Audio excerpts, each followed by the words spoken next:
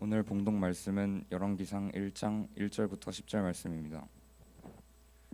다윗 왕이 나이가 많아 늙으니 이불을 덮어도 따뜻하지 아니한지라. 그의 시종들이 왕께 아뢰되 우리 주 왕을 위하여 젊은 처녀 하나를 구하여 그로 왕을 받들어 모시게 하고 왕의 품에 누워 우리 주 왕으로 따뜻하게 하리이다 하고, 이스라엘 사방 영토 내에 아리따운 처녀를 구하던 중 수넴 여자 아비삭을 얻어 왕께 데려왔으니 이 처녀는 심히 아름다워 그가 왕을 받들어 시중 들었으나 왕이 잠자리는 같이 하지 아니하였더라.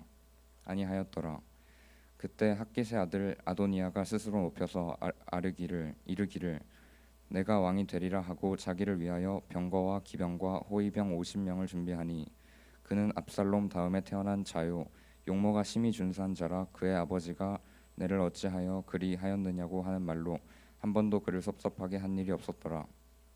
아도니아가 스루야의 아들 요압과 제사장 아비아달과 모이하니 그들이 따르고 도우나 제사장 사독과 여호야다의 아들 브나야와 선지자 나단과 시므이와 레이와 다윗의 용사들은 아도니아와 같이 하지 아니하였더라. 아도니아가 에느르겔 근방 소헬렛 바위 곁에서 양과 소와 살찐 송아지를 잡고 왕자 곧 자기의 모든 동생과 왕의 신하된 유다 모든 사람들을 다 청하였으나 선지자 나단과 브나야와 용사들과 자기 동생 솔로몬은 청하지 아니하였더라. 아멘.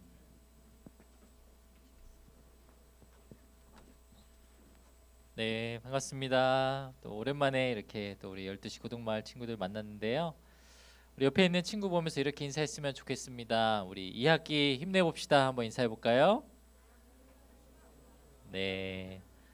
우리 벌써 한 학기 시작한 지 한 달이 다 돼 가는 것 같아요. 우리 8월 중순부터 해가지고 이제 벌써 9월 첫 주 3주의 시간이 흘렀는데요. 우리 고3 친구들은 얼마 남지 않은 또 수능 시험과 또 이번 주 다음 주도 수시 이렇게 접수하는 9월 수시 접수랑 이런 것 때문에 많이 마음이 싱숭생숭하고 또 그럴 텐데 좋은 결과 있었으면 좋겠고, 또 하나님은 좋은 결과를 때론 주지 않으실 때도 있지만 또 그걸 통해서 여러분의 인생을 더 이끌어 가시는 경우들이 훨씬 많거든요. 그래서 어떤 작은 결과에 일희일비하지 아니하고 하나님 뜻에 붙들려 있는 우리 고등마을 모든 친구들 되었으면 좋겠습니다.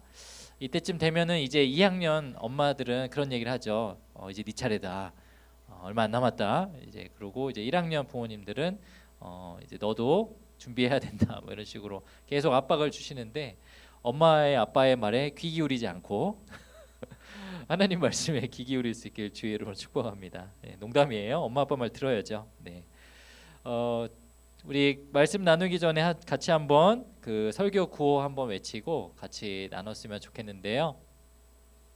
제가 말씀의 자리로 나아갑니다 하면 여러분이 저 노란색 글씨 우리 결단하는 마음으로 같이 고백하겠습니다. 말씀의 자리로 나아갑니다. 나는 하나님만 바라봅니다. 나는 마음을 다해 예배합니다. 이곳에 하나님이 계십니다. 아멘. 네, 오늘 이 자리에 우리 하나님이 함께 하십니다. 오늘 말씀의 자리 또 여러분이 깨닫고 귀한 시간이 되었으면 좋겠습니다. 우리 맨 뒤에 앉아서 핸드폰 하는 친구는 찬양팀이 학생이에요? 목자님이에요? 예, 뭐 중요한 일 다 하셨으면은 앞으로 앉아서 네, 예배를 같이 드렸으면 좋겠습니다. 하나님 예배자로 부르셨기 때문에 여러분 예배를 시작하자마자 좀 시작부터 좀 불편한 사진을 보여드려서 죄송합니다. 사진 하나 보여주시겠어요? 죄송합니다, 여러분. 지금 저한테 욕하는 거 아니죠? 예, 고등학교 성적표 제가 그냥 예시로 가지고 온 건데요. 국어 A, 수학 C, 과학 A, 영어 A, 체육 C. 네. 보통 이런 성적표를 보면 우리는 무슨 생각을 하죠? 수학 망했다 뭐 이런 생각들을 합니다. 제가 오늘 이 설교 제목이 고등학생이 가져야 할 관점이라는 제목인데, 이 사실 우리 인생을 살아가면서 우리 어떤 사물이나 사건이나 일어나는 일들을 보통은 두 가지로 해석을 합니다. 아주 크게 보면 긍정적으로나 혹은 부정적으로 보죠. 그래서 앞에 저 성적표를 보고 우리나라 대부분의 이제 고등학생 입시를 자녀들을 둔 부모님들은 대부분 이렇게 반응하더라고요. 그 다음 사진 나올까요? 예, 우리 애들이 왜 이렇게 수학을 못하지? 중학교 때는 잘했었는데 저 체육 뭐야? 체육 왜 C야? 체육 성적 괜히 신경 쓰이니? 뭐 보통 엄마 아빠들은 이런 반응을 보이죠, 그렇죠? 예. 그런데 이 성적을 보고 또 반면에 이렇게 해석하는 사람들도 있습니다. 똑같은 성적인데요. 와, 우리 딸이 세 과목이나 A를 받았네. 우리 딸이 열심히 공부했는데 수학이 C가 나와서 속상하겠네. 어머 어떡해. 여러분 지금 표정은 우리 엄마 아빠는 아니라서. 예.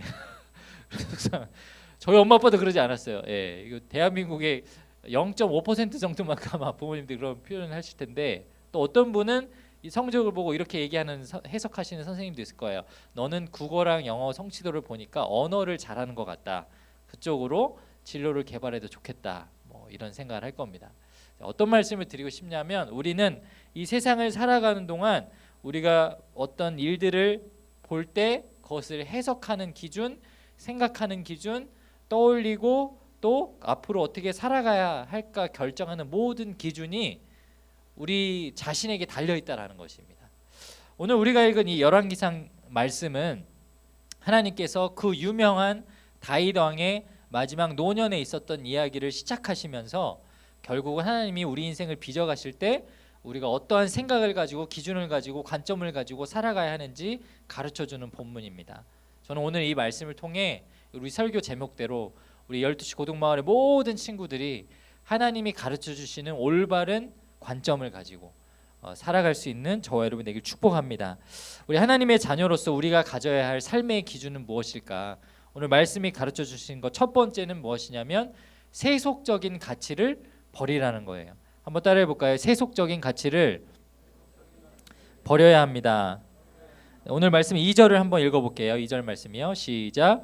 그의 시종들이 왕께 아뢰되 우리 주 왕을 위하여 젊은 처녀 하나를 구하여 그로 왕을 받들어 모시게 하고 왕의 품에 누워 우리 주 왕으로 따뜻하시게 하리이다 하고 이렇게 기록되어 있습니다. 열왕기상은 이 성경책의 제목처럼 이스라엘의 모든 왕들의 기록이 기록되어 있는 담겨져 있는 성경이에요. 우리나라 치면 조선왕조실록 같은 책인 거예요.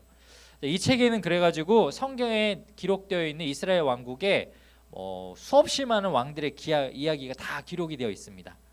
자, 그러면 보통은 이 왕의 기록들을 보면 조선왕조실록 같은 것도 그랬을 텐데 여러분 공부했을 때 기억에 떠올려 보면 그 사람이 되게 잘한 일들을 기록해 놓고 또는 실수하거나 아주 크게 잘못한 일들 한두 가지 기록해 놓고 이렇게 비교할 수 있도록 기록을 해 놓잖아요. 오늘 이 말씀을 보면요. 참으로 신기하고 안타깝고 이해가 안 되는 장면으로 이 왕조에 대한 기록의 시작이 기록되어 있습니다. 열왕기상 1장 1절인데요. 이렇게 기록되어 있어요. 다윗 왕은 이제 나이가 아주 많이 들었습니다. 신하들이 이불을 덮어줘도 그의 몸이 따뜻해지지 않았습니다. 이렇게 기록되어 있습니다. 아니 이게 그래도 왕에 대한 기록인데 왜 갑자기 우리가 잘 아는 그 다윗, 그 유명한 사람, 하나님한테 칭찬받은 사람, 그 인물에 대해서 기록을 하는데 나이가 많이 들고 이불을 덮어도 따뜻하지 않았다는 이 건강에 대한 이야기를 할까 우리 이렇게 생각하잖아요. 근데 사실 그렇지 않아요. 이걸 어떤 비유적으로 표현을 한 건데 성경학자가 이 당시 이것을 기록한 이유는 무엇이냐면 나이가 아주 많이 들어서 혼자 이 몸을 따뜻하게 하지도 못할 정도로 완전히 몸의 기력이 다 쇠해질 정도로 다윗은 왕을 해먹었다. 욕을 하는 겁니다. 보통은 왕은 자기가 왕으로 있을 때 그 나라를 잘 다스리는 것도 중요한 일이지만 왕은 마지막에 어떤 일을 제일 잘해야 돼요? 아주 이 나라를 잘 이끌 후계자를 잘 세워야 하죠. 그것까지 자기 역할인데 다윗이 그렇게 하지 않았다라는 거예요. 자기 욕심대로 끝끝내 왕을 계속 했다라는 겁니다. 자, 그래서 다윗의 왕을 계속 하고 싶어하는 그 마음을 헤아리고 신하들이 대안으로 그의 건강을 유지할 수 있는 방법을 한 가지 마련을 하는데요. 열왕기상 1장 2절부터 4절까지 그 내용이 나오는 거예요. 진짜 황당한 방법을 한 가지 강구해 옵니다. 신하들이 다윗에게 말했습니다. 젊은 여자를 데려다가 왕의 시중을 들게 하겠습니다. 그 여자가 왕의 품에 누우면 왕의 몸이 따뜻해질 것입니다. 신하들은 이스라엘 온 땅을 누비면서 젊고 아름다운 여자를 찾아다녔습니다. 여러분 여기서 질문. 지금 여인을 왜 구한다 그랬죠? 다윗 왕이 몸이 차가우니까 이 이불을 많이 덮어도 몸이 따뜻하지 못해서 기력이 쇠하고 힘들어하니까 인간 보일러로 여인을 데리고 온다라는 거예요. 예. 남자가 자고 있는데 남자가 끌어내면 좀 이상하잖아요. 그죠? 자, 근데 여러분, 몸을 보온하기 위한 효과를 주기 위해서 여인이 필요하다 그랬어요. 젊고 아름다운 여자가 필요합니까? 몸에 열이 많은 좀 화가 많은 우리 엄마 같은 그런 여자가 필요합니까? 보통은 젊고 아름다운 여자 굳이 필요 없죠. 예. 저는 상상을 했는데 이불처럼 쓸 용도라면은 다윗 왕의 한 덩치가 3-4배 정도 되는 아주 건장한 체격에 화가 많고 열이 많은 그런 여인이 와서 덮어줘야 따뜻하지 않을까요? 그렇죠? 근데 이상하게 이 성경은 젊고 아름다운 여자를 찾아다녔다고 기록하고 있어요. 이게 무슨 말이냐면 여러분 충격받지 마세요. 젊고 아름다운 여자라고 저렇게 써 있다 보니까 우리는 막 여기 앞에 찬양한 우리 목자님들처럼 이쁘고 젊은 대학 청년 목자님을 떠올리는데 그게 아니고요. 성경의 원어들을 해석을 해보면 만 15세도 안 된 아주 어린 여자아이를 데리고 오라는 거예요. 그래서 3절에 보니까 그러다가 수냄 여자 아비삭을 찾아서 왕에게 데려왔습니다. 4절 아비삭은 매우 아름다웠습니다. 그 여자는 왕의 시중을 들고 왕을 섬겼으나 다윗 왕은 그 여자와 잠자리를 함께하지 않았습니다. 이 남자가 완전히 기력이 쇠해서 여자하고 성관계도 할 수 없을 정도로 완전히 늙어버린 이 다윗 왕이 굳이 쓸데없이 매우 아름다운 여자아이 15살 정도밖에 안 된 이 아비삭이라는 어린 아이를 데려다가 같이 잠을 잔 거예요. 여러분, 이게 아무리 하나님의 세운 왕이라고 하지만 여기서 여러분 이해할 수 있어요? 납득할 수 있어요? 충격적이게도 다윗 왕의 이 한 가지 사건 사례가 후에 한 단어로 만들어지는데요. 슈나미티즘이라는 단어로 만들어집니다. 이게 뭐냐면 수냄 지역의 여자라는 뜻이에요. 고대 그리스는요, 예전에 아주 오래전에 근동 지방에 저 이스라엘이라는 왕국의 다윗이라는 왕이 저 치료법을 써서 자기 수명을 연명했다라는 것을 알고 자기네들 왕들의 치료법으로 나이가 많은 왕들에게 젊고 어린 여자들을 붙여서 같이 재우게 하는 방법을 쓰고요. 실제로 역사적으로도 중국 그 역사들을 보면 진시황 같은 황제들은 자기 젊음을 영위하려고 일부러 어린 여자들과 성관계를 합니다. 여러분, 이 말도 안 되는 반인륜적이고 파괴적인 이 치료 행법을 누가 처음 시작한 거예요? 다윗 왕이 한 거예요. 역사적으로 고증이 되지는 않았지만 이 단어가 만들어진 것을 봄으로써 우리가 추론할 수 있죠. 수냄 여인, 이스라엘 땅에 수냄이라는 동네에 사는 여인을 데리고 왔던 그 다윗의 흑역사가 인류 역사 가운데 말도 안 되는 성착취를 한 것입니다. 하나님이 세운 왕인데 그가 세속적인 기준을 가지고 사니까 이렇게 말도 안 되는 나이 80이 넘은 왕이 이런 쓰잘데기 없는 짓을 하고 있다라는 거예요. 사실 다윗 왕은요, 젊었을 때도 자신의 어떤 욕망과 욕심 때문에 하나님 앞에 크게 잘못한 적이 있습니다. 이 앞에 있는 책 사무엘 하에 보면은 여러분이 잘 아는 우리아의 아내 밧세바를 데려다가 간음한 사건이 일어나죠. 그 사무엘하 11장 2절에 보니까 어느 날 저녁이었습니다. 다윗이 침대에서 일어나서 왕궁의 지붕 위를 거닐었습니다. 이렇게 나와요. 이게 좀 이상하지 않아요? 왜 왕이 자다가 일어나가지고 산책했습니다. 요거는 이해를 하겠는데 왜 지붕 위로 올라가냐고. 고양이야? 무슨 닌자입니까? 네, 왜 지붕 위로 올라가지고 거기를 거닐어요? 저는 이거부터가 좀 이상했어요. 건축물 구조가 뭐 그렇게 돼 있었겠죠. 뭐 전망대처럼 만들어놨는지 모르겠지만. 근데 그 다음에 그러다가 한 여자가 목욕을 하고 있는 것을 보았는데 그 여자는 매우 아름다웠습니다. 이렇게 나와요. 여러분, 무슨 한 나라의 왕이 사는 왕궁이 궁전이 1, 2층짜리 연합빌라예요? 아니잖아요. 최소한 5층, 6층 높이로 지었을 거 아니에요. 그리고 저 밑에 어떠한 여인이 라이트도 없는 데서 이렇게 촛불로 불 켜놓고 목욕을 하고 있었겠죠. 근데 시력이 무슨 천리안인가 봐요. 지붕 위에 있는 다윗이 시력 한 5.0으로 저기 목욕하는 여자를 분간하고 남자인지 여자인지 분간을 어떻게 했는지도 모르겠는데 아름다웠다라고 거기서 그걸 발견합니다. 그리고 우리가 잘 아는 대로 그 여인을 수소문해서 자기 데려오게 하고요. 잠자리를 하고 남편이 있다고? 남편이 누구야? 지금 전쟁이 나가 있습니다. 그래? 그 사람 데려오라 그래. 자기가 임신을 시켜버리거든요. 그를 덮어버리려고 남편한테 너는 아내한테 가서 잠자리를 해라 이렇게 명령을 하고요. 그 말 듣지 않으니까 다시 전쟁터로 데려가라. 걔 죽여버려라. 그래가지고 앞세워가지고 죽임당하게 만들어요. 강간하고 살인교사하고 온갖 나쁜 짓을 한 것이 다윗이었어요. 근데 이 다윗 왕이 중간중간에 하나님 뜻에 맞게 많은 일들, 잘한 일도 했었지만 무슨 이유에서인지 모르겠지만 나이가 많이 들어서 노년이 됐을 때까지 여전히 자기 욕심대로 세속적인 기준을 가지고 살았다라는 거예요. 후에 나단 선지자가 이 당시에도 그랬고 바세바라는 그 아내를, 이 여인을 뺏어갔을 때 그를 찾아가서 이런 비난을 합니다. 사무엘하 12장 3절에 보니까 가난한 사람에게 사서 키우는 어린 암양 한 마리밖에 없었습니다. 가난한 사람은 그 양을 먹여 길렀습니다. 양은 가난한 사람의 아이들과 함께 자랐습니다.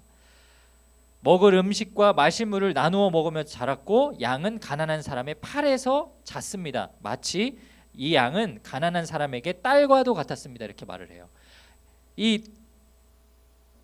가난한 사람에게 너무너무 소중한 자기 자식과 같은 존재가 양 한 마리가 있었다라는 거예요. 근데 그 다음에 어떤 이야기가 들려지냐면 어떤 한 부자에게 나그네 손님이 찾아오는데 그 부자는 나그네에게 음식을 대접하고 싶었는데 자기 양이나 소를 잡지 않고 그 가난한 자의 양을 뺏어다가 죽여서 대접을 합니다. 그 이야기를 하니까요, 다윗이 노발대로하면서 이런 인간 쓰레기 같은 자식이 어디 있냐고, 당장 데려오고 내가 죽여버리겠다, 막 이런 말을 합니다. 그때 나단이 뭐라고 하냐면 당신이 지금 그 부자와 같은 나쁜 짓을 했습니다.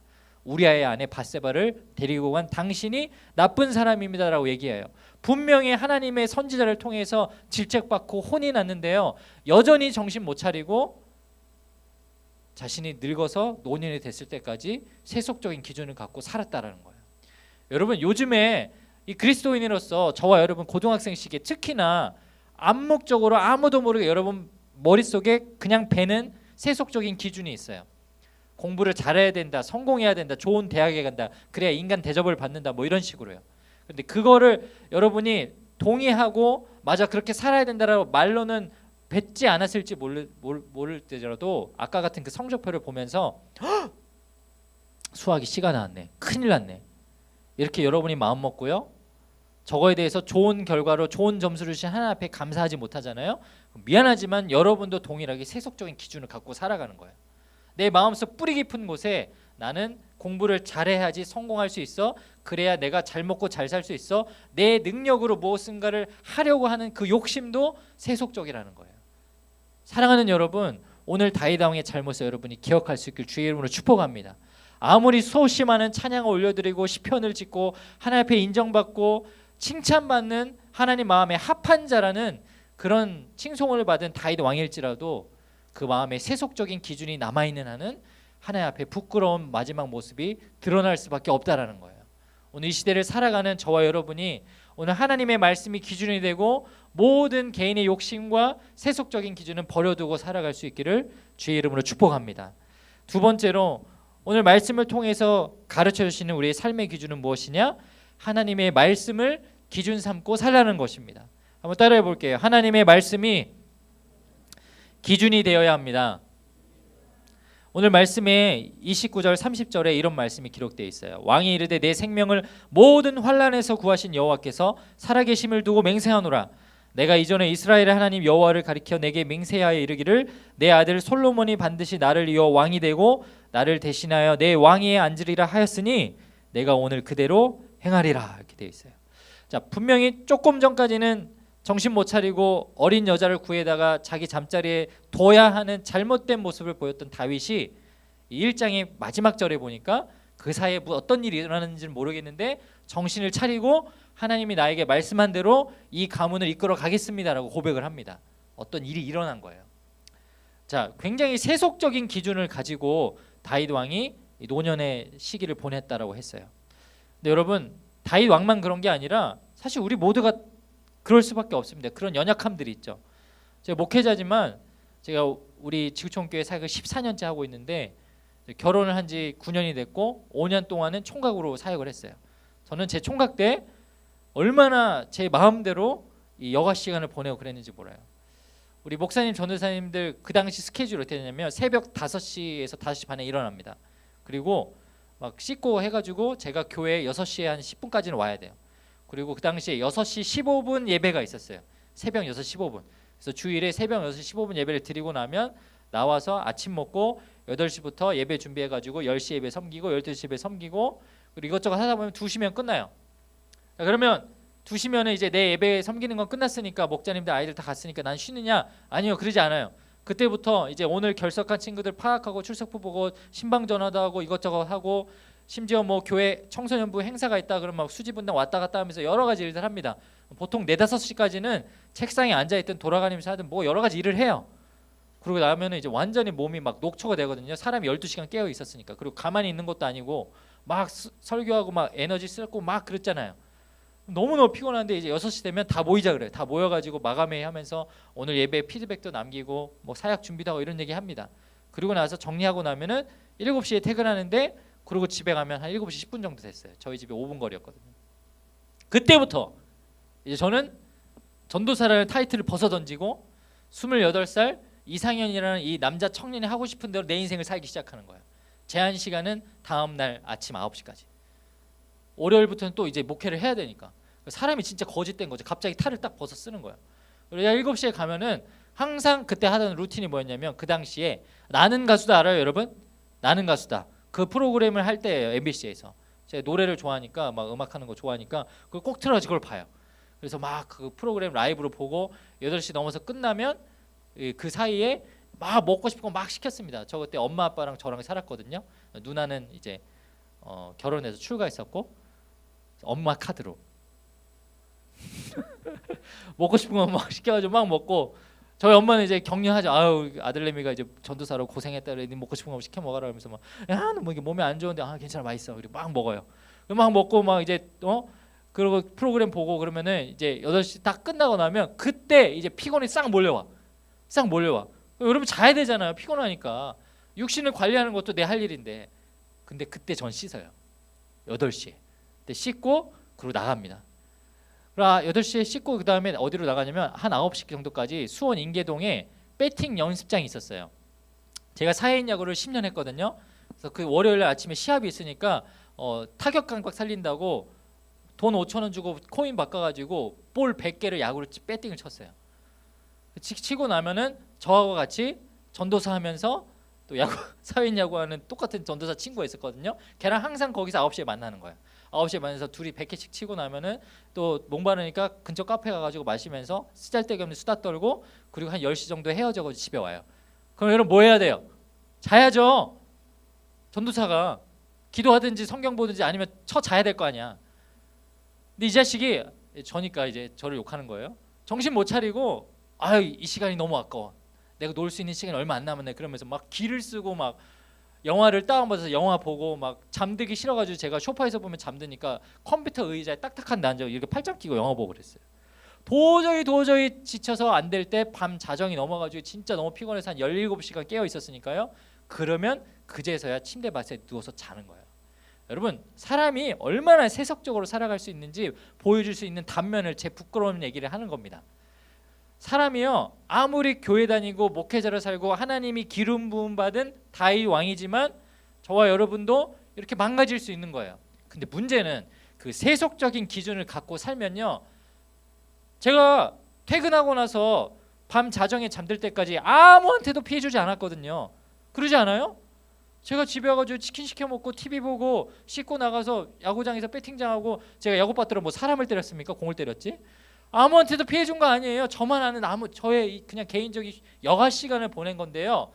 그리스도인은 이런 자기 욕심대로 세속적인 기준대로 살다 보면 그게 마음속에 다 자리 잡아서 더럽고 악한 죄의 열매를 낸다라는 거예요. 오늘 말씀에 그 열매가 나와요. 다윗 왕이 얼마나 세속적으로 살았는지 그 열매가 기록되어 있습니다. 열왕기하 1장 5절 6절에 보니까 자기 자식들에 대한 이야기가 나와요. 다윗에게는 아도니아라는 아들이 있었는데 그의 어머니는 핫깃이었습니다. 아도니아는 스스로를 높이며 나는 왕이 될 것이다라고 말하면서 전차와 말을 준비했습니다. 그리고 자신을 호위하는 병사 50명을 데리고 다녔습니다. 나와요. 지금 아빠가 왕이 죽었어요? 살았어요? 거의 죽은 사람처럼 침대밭에 누워있지 죽지는 않았잖아요. 왕이 존재하고 있는데 이 왕이 일종의 쿠데타를 하는 거예요. 내가 이제 왕이다. 우리 아버지는 죽을 때 다 됐고 내가 이제 왕이 될 것이다 라고 말하면서 군사들을 데리고 다녔다고 합니다. 근데 6절에 뭐라고 나오죠? 다윗 왕은 왜 왕처럼 행세하고 다니느냐라고 묻지 않았습니다. 자기 자녀 교육도 안 해요. 그리고 그가 하는 일에 대해 한 번도 간섭하지 않았습니다. 굉장히 부조리한 거죠. 자녀가 지금 잘못된 길로 가고 있는데 터치하지 않는 거예요. 아도니아는 압살롬 바로 밑에 동생이었으며 매우 잘생겼습니다. 잘생긴 사람이 좀 문제가 있어요. 네. 우리 박진수 전사님 잘생겼죠? 잘생긴 사람은 그에 응하는 책임이 필요한 겁니다. 많은 유혹이 있거든요. 내가 잘생겼기 때문에. 공감을 못 하시네요. 네. 뭐 그렇다고 할게요. 자, 오늘 성경이 생뚱맞게 이 아도니아는 다윗의 네 번째 아들이거든요. 아빠가 살아있는데 쿠데타하면서 나 왕이라고 막 떠들고 다니고 군사 데리고 다니고 완전 이거 난장판이잖아요. 근데 아빠가 아무것도 하지 못한다고요. 자기가 세속적인 기준으로 사니까 신경을 못 쓰는 거고 터치를 못 하는 거예요. 자기 기준에서는 이게 내가 나서야 될 일인가? 지금 정신 못 차리는 거예요. 하나님은 분명히 솔로몬을 왕으로 세우라고 했는데 그 하나님 말씀 잊어버리고. 놀랍게도 이 아도니아는요, 자기 바로 위에 형이 했던 것을 따라했던 거예요. 자기 아버지 닮고 형 닮아서 이 개판 5분 전인 이 가정의 잘못된 세속적인 모습을 따라했던 겁니다. 사무엘하 15장 1절에 보면요, 아도니아 형 이야기가 나오거든요. 이 일이 있은 후에 압살롬은 자기와 쓸 전차와 말들을 마련했습니다. 압살롬은 호위병도 50명이나 두었습니다. 정확하게 50명. 자기 형이 했던 행동이에요. 그리고 압살롬은 말로만 내가 왕이 될 것이다 라고 할 정도가 아니라 형은 진짜로 나가서 쿠데타를 일으켰어요. 전쟁을 치렀습니다. 그런데 그 형의 최후가 아주 보잘것없고 나무에 매달린 새로 창에 뚫려서 죽임당하는 저주를 받았음에도 불구하고 여전히 세속적인 기준을 갖고 사는 거예요. 내가 왕이 될 거야. 내가 잘 될 거야. 그러고 나니까 정말 대형 사고를 치는데요.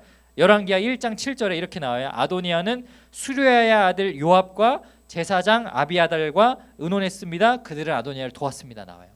이 사람들은 뭐 하는 사람들이냐? 아도니아가 부른 사람들 세 사람이 있는데 자기를 포함해서 이 사람들은요, 첫 번째로 아도니아는 지금 현재 다윗 왕 계보의 네 번째 아들이면서 장손이에요. 그 위에 형들은 다 죽었어요. 그런데 데리고 온 사람 요압은 그 당시 이스라엘의 군대 장관, 지금으로 치면 국방부 장관이죠. 여차하면은 무력으로 이 나라를 침략하겠다는 거예요. 정벌하겠다는 거예요. 굉장히 나쁜 생각이 들어가 있는 거예요. 그리고 형식적이지만 신정국가, 하나님이 다스리는 국가이기 때문에 제사장 아비아달을 데리고 옵니다. 그 당시 이스라엘은 보통은 대제사장 한 명이 다스려야 되는데 이때는 두 명이 있었어요. 아비아달이랑 사독이라는 사람. 이 둘이 언약궤를 어디로 옮기네 마네더라고 싸웠는데 나중에 민중의 사람들이 사독 편을 들어줍니다. 그래서 아비아달은 굉장히 그 명예욕이나 뭔가 되게 그렇게 욕하고 싶은 욕심이 굉장히 많은 사람인데 어쩔 수 없이 밀려난 2인자예요. 근데 어쨌든 제사장이죠. 영적인 파워가 있죠. 자, 아도니아는 굉장히 세속적인 기준으로 사람을 모은 거예요. 야, 지금 이 시대에서 정말 가장 강한 권력을 갖고 있는 사람 요압 장관 내가 데리고 가고, 그리고 우리나라 어쨌든 하나님이 통치하는 다스리니까 신정국가를 가르칠 수 있는 사람 한 명 데려가면 무력적으로나 영적으로나 내가 궁합이 다 맞으니까 내가 정말 왕이 잘 될 거야라는 자기 기준을 가지고 데려가는 것이죠. 그래서 1장 9절에 혼자서 셀프로 그 사람들을 모아다가 왕 즉위식을 열립니다. 소와 살찐 암송아지, 송아지를 데려다가 거기서 제사를 드리고 내가 왕이다라고 선포해버려요. 참 말도 안 되는 이 안타까운 역사, 그것이 세속적인 기준 때문에 진행된 거죠. 그런데 하나님께서 신기하게도 오늘 이 가문이 완전히 그래서 망한 것 같은데 다윗 왕도 하나님께서 지어주신 그 영적인 그 가문의 흐름이 여기서 끊어지는 것 같은데요. 하나님께서 참 희망적인 단서를 우리에게 가르쳐 주십니다. 오늘 8절을 한번 읽어볼게요. 열왕기 1장 8절 같이 한번 읽어보겠습니다. 시작. 제사장 사독과 여호와의 아들 브나야와 선지자 나단과 시므이와 레이와 다윗의 용사들은 아도니아와 같이 하지 아니하였다 이렇게 나와요. 자, 여러분, 아도니아와 같이 하지 않은 사람 일부러 제가 노란색으로 표시했는데 세 사람 나오죠. 누구요? 제사장 사독, 브나야, 선지자 나단 이렇게 나옵니다. 이 세상의 모든 실제적인 권력을 다 가지고 있다라고 생각하는 아도니아 편에 선 사람들은요, 아도니아와 요압과 아비아달이었습니다. 그런데 표를 하나 보여주시면 이 솔로몬 진영에는 그들에게 없는 한 사람이 있었고 그들에게 없는 한 가지 상징적인 게 있었죠. 여러분이 모를까 봐 빨간색으로 빨갛게 표시해놨어요. 누구예요? 나단.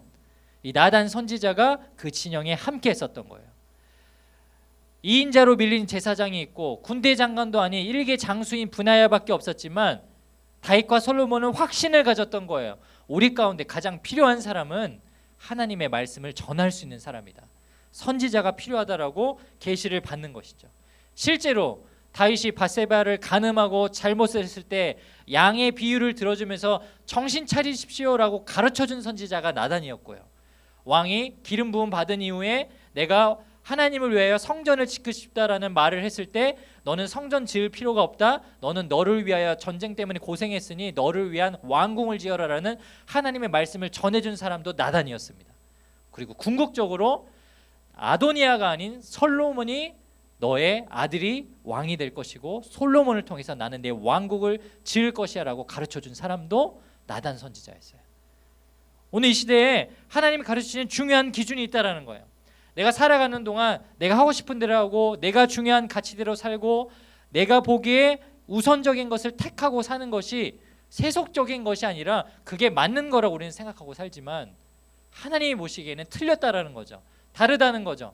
하나님은요, 여러분이 미안하지만 좋은 대학 가고 성적 잘 받고 하는데 관심이 없다라는 거예요. 하나님의 관심은 여러분의 하나님의 아들과 딸이 오늘 내 말씀대로 살고 있느냐, 내 말씀에 순종하고 있느냐, 그걸 보신다라는 것입니다. 역대상 22장 9절에 나단 선지자를 통해서 하나님께서 다윗에게 하신 마지막 예언의 말씀이 이렇게 기록되어 있습니다. 너에게 아들을 줄 것인데 그는 평화의 사람이 될 것이다. 내가 사방의 모든 원수로부터 그를 지킬 것이며 그에게 평화를 주도록 하겠다. 그 이름을 솔로몬이라 하리니 그가 왕으로 있는 동안 이스라엘은 평화와 안정을 누릴 것이다. 이 다윗 왕가의 왕은 누가 세우시는 것입니까? 하나님이 택하신 사람, 하나님이 선택한 솔로몬이 왕으로 되는 거예요. 사랑하는 여러분, 여러분 인생의 주인이 여러분 하나님이신 것을 인정할 수 있기를 주의 이름으로 축복합니다. 내가 아무리 발버둥치고 내가 아무리 좋은 성적 거두고 혹은 내가 아무리 시험을 망치고 잘할 수 있는 게 없어서 내 인생이 망했다라고 생각할 그때에도요, 미안하지만 여러분 인생 하나님이 이끌어가고 계십니다. 내가 어디로 갈지 몰라서 답답한 것이고 내가 잘 못하는 것 같아서 나는 낙심하고 넘어질 수 있으나 나를 붙잡아 가시는 하나님은 완전하시고 실수가 없으시기 때문에 하나님 말씀을 기대하고 붙잡고 나아가면 우리에게 가장 좋은 결과로 하나님이 이끌어 주신다라는 거예요. 우리 이제 수능 시험을 곧 앞두고 성인이 될 준비를 하고 있는 고3 친구들, 또 그리고 고등학생 시기 너무나도 힘들고 어려운 이 대입이라는 큰 짐을 감당해야 하는 우리 1, 2학년 모든 친구들, 오늘 이 말씀이 여러분의 삶의 기준이 되길 축복합니다. 오늘 하나님께서 열왕기상 말씀을 통해 가르쳐 주셨던 것처럼 세속적인 기준으로 살아가는 것이 아니라 하나님의 말씀이 여러분 기준이 되는 그런 거룩한 삶을 살아내시는 우리 모두가 되길 주의 이름으로 축복합니다. 함께 기도하겠습니다. 우리 괜찮다면 우리 모두 한번 자리에서 일어나서 같이 찬양하고 기도했으면 좋겠는데요. 제가 오늘 함께 부를 찬양, 오늘 이곳에 계신 성령님이라는 찬양입니다.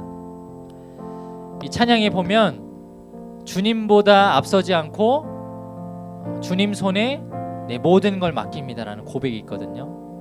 여러분이 정말 그렇게 고백했으면 좋겠어요. 이 찬양의 가사를 빌어서 여러분 마음 가운데, 여러분 마음의 한 그 깊은 곳 가운데 하나님, 제가 하는 것이 아니고 하나님 앞에 맡기겠습니다. 하나님께 드리겠습니다.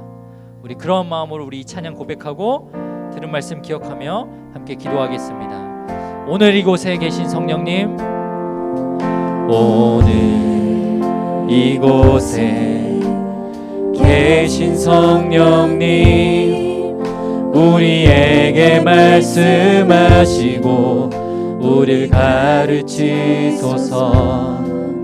닫힌 우리 맘 열어주시고 주의 빛으로 밝혀 우리 인도하소서. 주님보다 앞서지 않고 겸손하게 주님의 말씀 기다리리. 주님 손에 우릴 드립니다. 사랑으로 인도. 우리 다시 한번 처음부터 고백하겠습니다.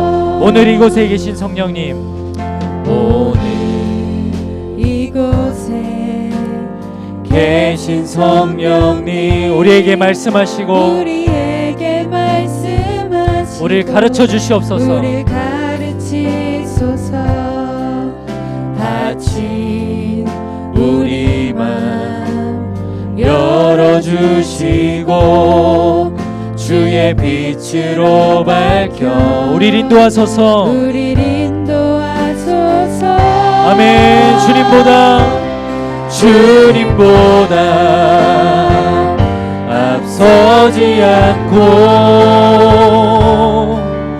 겸손하게 주님의 말씀 기다리니 주님 손에 우릴 드립니다. 사랑으로 우리 전심으로 주님 앞에 고백하며 나아갑시다. 주님보다 앞서지 않고 주님보다 앞서지 않고 겸손하게 주님의 말씀 기다리리 주님 손에 우릴 드립니다. 사랑으로 인도하소서. 우리 시간 두 손을 높이 들고 하나님 앞에 기도했으면 좋겠는데요. 주님보다 앞서지 않고 주님 손에 나를 드립니다. 내 삶을 맡깁니다. 주님이 인도하여 주시옵소서. 더 이상 내 생각과 내 뜻과 내가 바라보는 것이 기준이 아니라 하나님의 말씀이 기준이 되는 내 인생이 되게 하여 주시옵소서. 오늘 다윗이 비록 주님 앞에 죄 가운데 있었지만 그가 정신을 차리고 나단 선지자를 통하여 하나님의 말씀대로 살기로 결단하였던 것처럼 우리 삶이 그렇게 되게 하여 주시옵소서. 우리 삶에 하나님의 뜻을 인도하여 주시옵소서. 말씀을 구별하고 바라보는 내가 되게 하여 주시옵소서. 우리 시간 주님의 이름을 크게 한번 부르짖고 기도하며 나가도록 하겠습니다. 기도합니다. 주여. 오 아버지 하나님, 주님 손에 붙들린 내 인생이 되게 하여 주시옵소서. 하나님만 바라보고 하나님의 뜻 가운데 순종하며 나가는 내게 되게 하여 주시옵소서. 그래서 온전히 주의 뜻 가운데 순종할 수 있는 우리들이 되길 소망합니다. 아버지, 주님은 그러신 모든 이들 가운데 하나님부터 구별되어 있는 주의 자녀들이 되게 하여 주시옵소서. 그들 쓰임받는 주의 인생들이 되게 하여 주시옵소서. 말씀을 통하여 하나님 빚어가시고 세우시고 놀란 일을 경험할 수 있도록 도와주셔서 아버지 하나님 할렐루야. 내가 그 주님을 기쁨으로 찬양하고 주님, 내가 흔들리고 넘어질 때라도 주여 주님 역사하시고 나에게 그 주님의 힘과 사랑의 하나님 아버지, 그렇습니다. 그동안 내 멋대로 내 생각대로 살았던 모든 세속적인 기준이 오늘 이 말씀을 통하여 우리가 끊어내고 사라질 수 있는 우리 인생이 되길 축복합니다. 하나님으로부터 칭송받았던 다윗 왕이 그의 노년에 자신의 연약함으로 욕심대로 하나님 앞에 참 불미스러운 일들을 저질렀지만 그가 마침내 선지자의 입술을 통하여 하나님의 말씀을 통하여 돌이키고 하나님이 계획하신 그 뜻을 이뤄가는 모습을 보았습니다. 우리 인생에 우리 시작 가운데 있습니다. 아직 꽃다움을 피워보지도 못한 우리 이 어린 시절을 보내고 있는 우리 고등마을의 모든 친구들이 이 젊은 시절의 때부터 어린 시절의 때부터 하나님 말씀대로 살기로 결단하는 주의 백성들이 되게 하여 주시옵소서. 그래야 이들을 통하여 정말 이 땅에 하나님의 거룩한 공의가 드러나게 하여 주시고 단순히 대학에 가고 성인이 되고 어느 것을 전공을 하고 직업의 전선에 떠오르기 위한 준비의 과정을 보내는 우리 아이들이 아니라 하나님 나라에 쓰임받기 위해 준비되어 갈 수 있는 이 시기가 될 수 있도록 주님 역사하여 주시옵소서.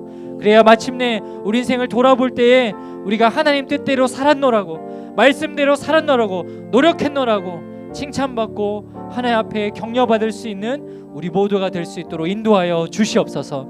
이제는 우리 예수 그리스도의 은혜와 하나님 아버지의 극진하신 사랑하심과 성령 하나님의 역사하심 교통하심이 오늘 열왕기상 1장 말씀을 통하여 우리 안에 모든 세속적인 기준은 벗어던지고 하나님의 말씀을 기준 삼아 살기로 결단하는 우리 고등마을 모든 친구들 머리 위에, 또한 함께 예배하는 우리 모든 목자님들 머리 위에, 그들의 가정과 직장과 모든 환경 위에 이제로부터 영원까지 함께 하시기를 간절히 축원하옵나이다. 아멘.